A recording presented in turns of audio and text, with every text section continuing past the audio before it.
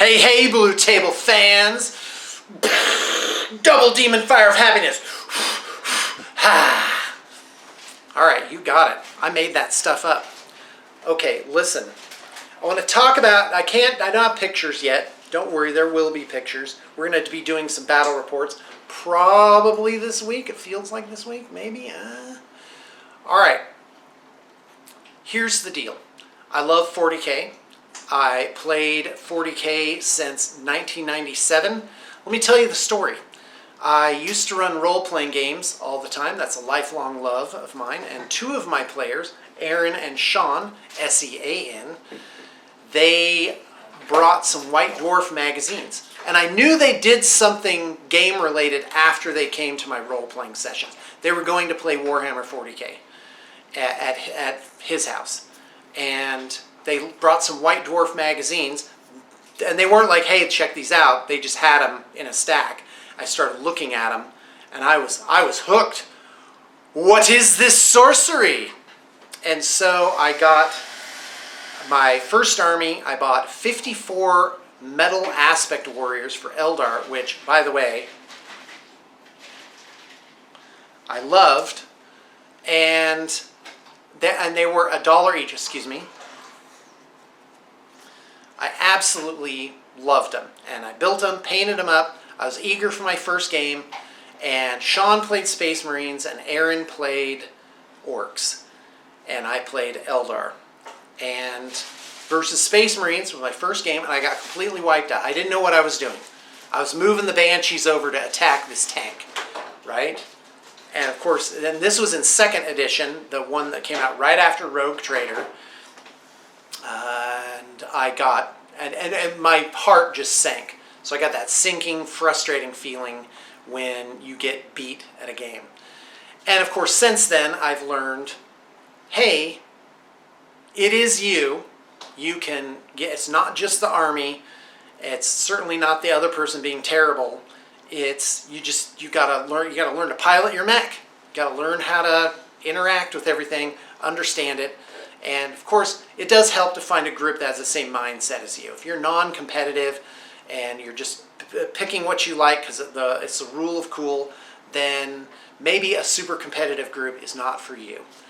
And of course, you could be the competitive guy in a very beer and pretzels group, so that's not good either. And we had an absolute lot. We had a lot of fun, and I was learning sportsmanship at the time because let me tell you, miniatures battles can be very frustrating. I would say more frustrating than other games, because I think part of that is that you put in so much effort to build your army. It is not easy just to switch it out. It's not like Magic where you can just flick in a couple of cards. Imagine Magic, but you have to paint all the cards yourself, right? If your deck didn't work out, you'd be like, I put in 90 hours of painting work on this deck and it's not the right thing. So the internet has not helped this phenomenon at all, because you can go on the internet, you can study out the most powerful things. Everyone did the work for you. You didn't have to figure it out. Back in the 90s, you just had the book and you had to figure everything, and you figure everything out on your own, and it really depended on the group that you played with. Ooh, this is going to be good. I'm going to talk for a long time on this. So good.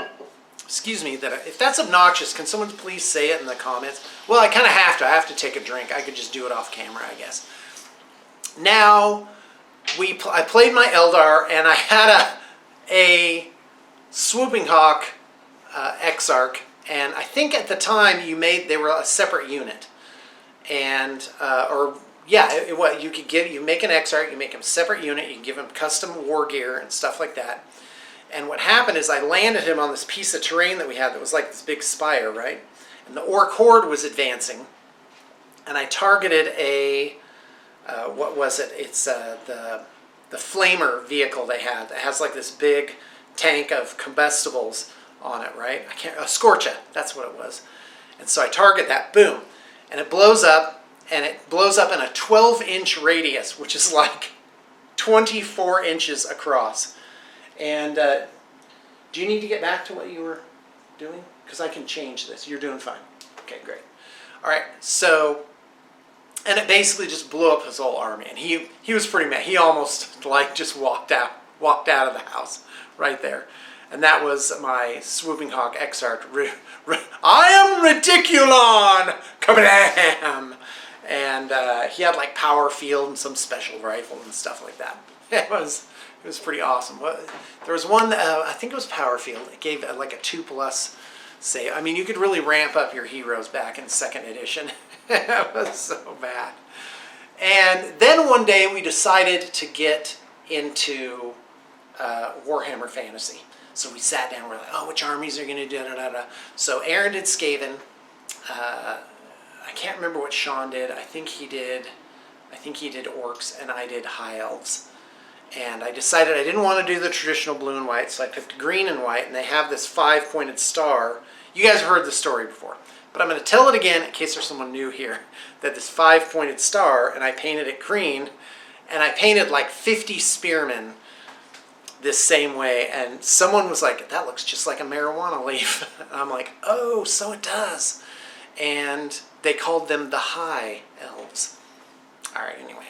So I play my first game, and my opponent charges a dragon or whatever into my unit of 50 spearmen, because I was like, these guys are invincible. They're getting that rank bonus. You're not going to break them. And of course, they broke them, and it's like they beat them in the pursuit roll, and the whole unit's wiped out. And I remember I had like a little shoebox that I kept them in. Yeah, because I didn't do it right at the time.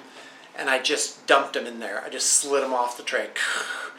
I was like, this is lame. So I lost a lot with my High Elves, right? And I was like, ah. And this guy was like, a friend in the group. He said, well, Sean, do you want to sell them? So I was like, yeah, $150. And for the effort that I put into them, that was super low. And so he picked them up, and then this guy, he kept a battle journal, and every time he made a mistake, he wrote it down. He's like, I'm not going to make that mistake again. And he kept getting better and better, and pretty soon everyone was like, oh, the High Elves are overpowered. When I was playing with them, they were like, oh, the High Elves are underpowered. And then, but with this guy, they were overpowered, and of course, the moral of the story is, guess what? It's really the person that's playing them. And I think that I need to learn humility and pay attention and actually learn how to play my army and understand the game. Now, Warhammer 40K, common complaint is rules bloat. And I have to tell you, that's very true. I mean, it's crazy to keep track of this game. It's not a casual game. But I think that's what the appeal of it is, and what people, how does this game going on when X, Y, and Z? It's like, well, guess what? It's difficult, and people are attracted to that, like golf. Golf isn't something where you're going to go out and you're going to learn it in 3 weeks or 4 weeks or even a year.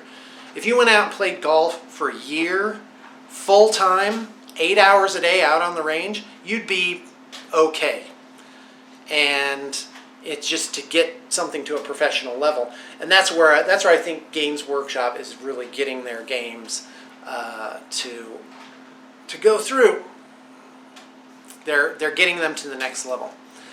And that's another phenomenon that's happening now, which is I think that Games Workshop is moving to make Warhammer 40K more palatable to mainstream consumers, and they're going to have to tone it down, and I think the game is going to lose something. I think that's why they're carving off Horus Heresy, because they're going to keep all the grimdark in that setting and have like a side customer base. And that's why you're seeing all these plastic kits come out. They're really going to move that. They're going to try and keep their base, and they're trying to grab this new customer base too, which I think is fine. And it's a private industry, and if somebody doesn't like it, well, they can just make their own game. And I really do think there are those opportunities still.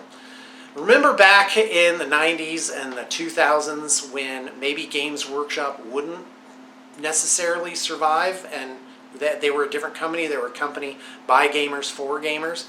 It's really weird. I owned a game shop in the late 90s in Oregon, and my Games Workshop rep was just badgering me, and I didn't want to buy things. I wanted to order what I wanted to order, and that's it. Please be like the distributors and just take my order in a friendly fashion. send me my stuff. And I was getting really frustrated with it. Of course, now I realize there was really no reason for that. I could have just made my order and just not talked to them after that. Been like, did you get the order? Okay, awesome. That's coming in, right? Okay, thanks, click.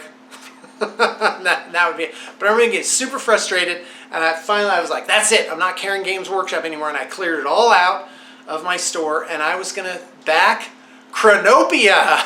Did you guys remember this game? No, you don't, because it doesn't exist anymore. And frankly, it did have a great system, and I really loved so much about it. It was D20 based. It was by Target Games. And of course, they blew themselves up because they threw themselves off the horse. I can talk about that another time. Well, why not now? All right, so Target Game produced this game called Chronopia. They had great rule books, full glossy color. For the time, they produced decent miniatures, pretty good miniatures. They were supporting their game really well. It was a 28 millimeter game, and I really liked it. The Stygians, the Firstborn, the Celts, or whatever, and they had a lot of great stuff going on. And the problem is GW put out War Master, and we're hyping it like it was going to be the next big thing. And Target Games decided to put out a 10 millimeter version of Chronopia, and they just spread themselves too thin and they blew themselves up. I mean, there's so many tragedies out there. The battlefield is littered with just things that just choked. And one of the main things that you can do wrong is to expand too fast, too quickly, and get into other areas that are not great. And of course, the opposite can be true, but it's rarer, where you focus too much on one thing in a business and then don't expand at all, and then kind of that one thing when that one thing implodes, then there's really nothing to fall back on. So I don't know. All right. Well, that's all background. I was going to talk about current projects that I'm working on right now. I'm very excited for them. One is, first off, there's a new Eldar book. There's new Eldar models. It's all so sweet and hot. I love it so much. This would be my 9th Eldar army. So my first armies, my first one was what I call Craft World Skittles, where I couldn't decide on a color scheme, so I basically just had red, white, blue with cream and black accents, and then every other color somehow in there. And by the way, I still have most of that army stored back here. I'm going to make a video about it and talk about it. Stuff that I painted terribly, I might add. And so Craft World Skittles, I had an Alatok army. That was back in Oregon. That was like the year 2000. And just so many Eldar armies throughout the years. And mostly I did them teal, seafoam green, the oceanic Eldar that everyone's familiar with. If you watch my channel, you've seen so many Eldar done that way. And so I was going to do another Eldar army, and then something like clicked inside. I'm like, Sean, why don't you just do something different? Something different that you don't normally do, and you can try something different for pity's sake. Where are we? Is that 13 minutes? Wow, it seems like I've been talking for longer. All right. And so I decided to set that aside and do an army that I've never done before, and I'm doing Catachan Jungle Fighters. I found some 3D prints, which I love, and I've got comments about copyright and 3D prints. Okay, well, here they are. Copyright's important, and I think it's a golden rule issue. Like, if I created something, if I made a book, would I like it if somebody swooped in, took my book, all the effort that I made, and then made money for themselves, and all of a sudden my share was diluted? I don't think that's right. On the other hand, some things, they're not. Like Catachan Jungle Fighters, I mean, other than the exact content of maybe an army book, well, that's like a generic idea. That existed from before. That's drawn from other sources. So, of course, you could, I believe, morally and legally and legitimately create something that kind of looks like that. And of course, you want to support the hobby, and that's a factor as well. But in this case, I found some 3D printed infantry that I really love. I'm going to be incorporating some Games Workshop vehicles. I'm pretty sure. I'm not exactly sure the direction I want to go with it. Of course, in official tournaments, generally, I don't think you can bring alternate lines there. It has to be all official GW. So that'll be out for this particular army. Oh well. And so that's really too bad for that. But it will prevent me from selling the army. When I make and paint armies, I view them more as like a savings account that I am able to create them at a reasonable rate and of course sell them at a consistent amount, and then that money just comes back into the system. So that's my explanation for why I've sold my various armies over the years, and quite frankly, I really regret it. My life goal is to never sell my armies, just have them, have a great, amazing place. Do you need to get by? I can just turn it like this. See? Like that. What do you think? No? No good? Are you enjoying? Are you listening? Listening to? All right. Okay, so that's what's going on with the Catachan Jungle Fighters. I'm very excited about them. I can't wait to show them to you. I'm going to be doing a little bit of an escalation league with my 17-year-old son who's running Tyranids, and it's going to be the classic matchup of man versus bug, and very exciting. I'm going to have lots of quotes from different movies going on. I'm really excited, and it's a lot of skin to paint because they are burly. And in terms of the rules, boy, they gave the Imperial Guard a little bit of a boost. And so, first off, they have Hammer the Emperor. If you're playing a pure Astra Militarum army, Imperial Guard for you old school guys, and they get Hammer of the Emperor, which means when you're rolling ranged hits for ranged attacks, a 6 is an auto wound. What a great army-wide, and you just get that. Why not? Catachan and Imperial Guard vehicles get Armor of Contempt too, which reduces the armor penetration characteristic by 1, effectively giving them +1 to their armor saves. And that's just so cool. By the way, my battery's about to conk out, so if I stop mid-sentence, guess what? I'm not changing it. It's just going up that way. Move on to the next thing. All right, so we've got, oh man, hold on, Catachan Jungle Fighter.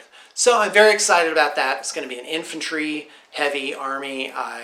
It's an I can't lose army because I'm going to have a great time playing it. It's going to be a lot of fun. It's going to be a little bit of role-playing, very characterful, and I can't wait to get them up against the bugs. The other thing I'm doing is, and it's a bit of a surprise to myself too, is I started missing my Necrons. They recently got a little boost too. And by the way, that did influence my decision because it makes them a little more fun to play. You can do different combinations, and things that I was doing that I liked for Rule of Cool now actually do work a little bit better.